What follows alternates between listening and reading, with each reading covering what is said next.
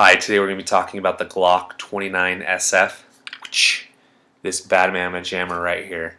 And we're going to talk about why I think the Glock 29 is one of the best firearms on the market today. So stay tuned. So there are four main reasons why people purchase pistols today. One is for self-defense, concealed carry. The other is home defense. And the third is woods carry or woods protection, however you want to say it, and the fourth is going to be for competition. All four of those, I choose the 29 as my firearm. So the Glock 29 is chambered in the 10mm round. The 10mm came out, as we all know, the late 80s, early 90s, and it soon faded away with the introduction of the 40 Smith & Wesson. But recently, I feel like there is a comeback of the 10mm. People are realizing that it is such a great round with the combination of what it can do as well as the velocity and energy that it can produce. Makes it a great multifunctional caliber. If we get beyond the velocities and energy that the 10mm brings, we're talking more into the revolver type of guns, and people want that in an automatic. A lot of people say that 10mm is really expensive, and I would have to argue on that. 10mm is just expensive as the 45 ACP. In my local gun shops, I see 45 ACP pushing $28 a box, and that's how much I see 10mm for. Even cheaper than that, I've seen it for $24 a box. There's websites like Underwood Ammo out there that, for premium bullets, push the cost of it pretty close to the same cost as hollow point bullets for 40 Smith & Wesson. But for my gun, I don't shoot 10mm all the time through the Glock 29.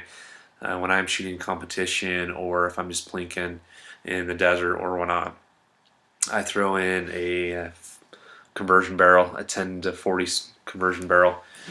Just cuts down on the cost as well as the amount of gunpowder I have to put into it, and it's just a cheap way of getting practice out of your 10mm. Now, this is not the only barrel that you can put in a Glock 29. Lone Wolf also makes ones for the 357 SIG. They also make them for the 9x25 Dillon round. They also have extension barrels. I mean, there's just a lot you can shoot out of the Glock 29 just with this swap of a barrel. That's very versatile, in my opinion, where I can keep the same grip, the same trigger, just shoot different rounds, and so I can get comfortable with one system. And I plan on getting the 357 SIG barrel for this. I've contemplated on getting the Dillon barrel for this. Just to be more, just have some more options out there. I could stockpile multiple rounds for the same gun, just all because of a barrel swap.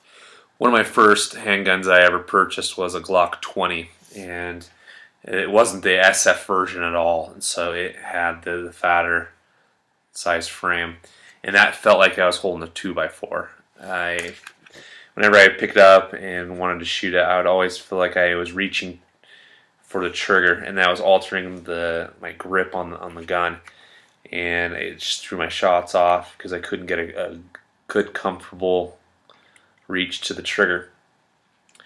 So once I picked up the Glock 29SF in a local gun shop in town, I just knew it was a no-brainer. This gun fit me like a glove, and it has been my primary firearm since. Let's talk about the size of the firearm. The slide is the only con that I can bring up to this gun. The slide is a little bit fatter than the Glock 19 and the Glock 23. The slide length is the same as a Glock 23 and 19. I mean, give or take a few millimeters. And so This is a perfect size gun. The weight is just a little on the heavier side, a little bit heavier than the 23. So let's talk about recoil for a little bit, because that's one of the first things that comes up when someone talks about the 10 millimeter. Oh, that it kicks a lot and whatnot. If you look at some of the Hickok videos, or there's a lot of videos on YouTube about people shooting the 10 millimeter. The 10 millimeter has, with the heavier slide, and especially with the Glock 29 with the double recoil spring system that's in it, the recoil is not bad at all. If anyone tells you that the 10 millimeter kicks or has uncontrollable recoil, tell them to put their purse away, because the 10 millimeter is a soft shooter, just as it's have the same recoil as a 45. And personally, I think it's about on par with the Glock 40. The 23 I have is pretty snappy, and I'd rather shoot this all day long than my Glock 23.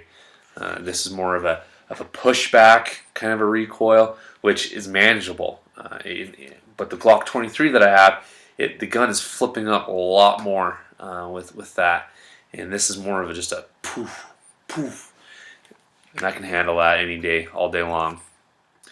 And shooting 40 Smith & Wesson with this barrel on this gun, it's a dream. With the heavier slide, and like I said, the recoil or the spring assembly system that's in it, that's why my Glock 23 stays in the safe now, is because this is my primary firearm, and contemplating on selling 23. I just don't have a use for it anymore, other than the 23 holds just a few more rounds.